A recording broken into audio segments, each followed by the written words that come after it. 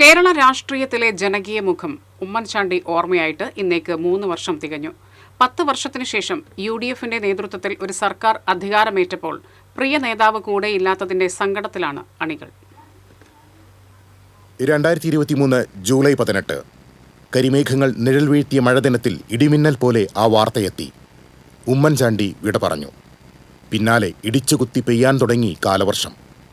കേരളമാകെ ഒരു കണ്ണീർ പുഴയായി ഒഴുകിയ നിമിഷങ്ങൾക്കാണ് പിന്നീട് നാട് സാക്ഷ്യം വഹിച്ചത്. ഉമ്മൻചാണ്ടി അവശേഷിപ്പിച്ചുപോയ ശൂന്യത സംസ്ഥാന രാഷ്ട്രീയത്തിൽ ഇപ്പോഴും നിലനിൽക്കുന്നു. കോൺഗ്രസിൽ കാറും കോളും ഉയരുമ്പോൾ UDF ഒന്നുലയുമ്പോൾ ആ കപ്പിത്താൻ ഉണ്ടായിരുന്നെങ്കിലെന്ന് ആഗ്രഹിക്കുകയാണ് പ്രവർത്തകർ.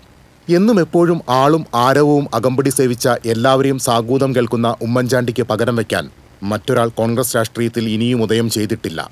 ഉമ്മൻചാണ്ടി എന്ന പേരുപോലെ സമാനതകളില്ലാത്തതായിരുന്നു ആ ജീവിതവും. ഉമ്മൻചാണ്ടി ജനിച്ചത് തന്നെ രാഷ്ട്രീയക്കാരനാകാനാണ്. എഞ്ചിനീയർ ആകണമെന്ന മോഹം ഉള്ളിലെവിടെയോ ചെറുപ്പത്തിലുണ്ടായിരുന്നു. എന്നാൽ ജനമനസ്സുകളുടെ സ്നേഹവാത്സല്യങ്ങളിൽ പടുത്തുയർത്തപ്പെട്ടത് കേരളം പ്രതീക്ഷയോടെ കാത്തിരുന്ന ഒരു നേതാവായിരുന്നു.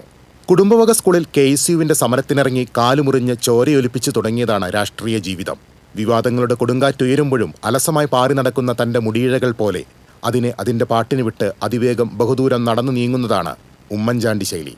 നേതാക്കളുടെയും ഭരണകർത്താക്കളുടെയും സാമ്പ്രദായിക രീതികളിൽ നിന്ന് വഴിമാറി നടന്നു എന്നതാണ് ഉമ്മൻചാണ്ടിയുടെ വ്യക്തിത്വത്തിന്റെ ഏറ്റവും വലിയ സവിശേഷത. മുൻഗാമികൾ വെട്ടിത്തെളിച്ച പാതകളിലൂടെയുള്ള സുഗമയാത്ര അദ്ദേഹത്തിന് വശമുണ്ടായിരുന്നില്ല. ഏതെങ്കിലും വാർപ്പു മാതൃകകൾ ജീവിതത്തിൽ പകർത്തിയിട്ടുമില്ല. ആർക്കെങ്കിലുമൊക്കെ വേണമെങ്കിൽ ഉമ്മൻചാണ്ടിയെ അനുകരിക്കാമെന്ന് മാത്രം. എപ്പോഴും ഊർജം പ്രസരിപ്പിക്കുന്ന പവർ ഹൗസ് എന്ന വിശേഷണവുമായി കേരള രാഷ്ട്രീയത്തിൽ നിറഞ്ഞു നിന്ന ആ നേതാവ് ബാക്കിവെച്ചു പോയതെല്ലാം കാലത്തെ അതിജീവിക്കുന്ന ഓർമ്മകളുടെ സമ്പത്താണ്. ഇനി കലണ്ടർ താളുകൾ എത്ര മറിഞ്ഞാലും ഉമ്മൻചാണ്ടിക്ക് പുതുപ്പള്ളിയുടെ കുഞ്ഞൂഞ്ഞിന് ജനഹൃദയങ്ങളിൽ മരണമില്ല. News desk TCV.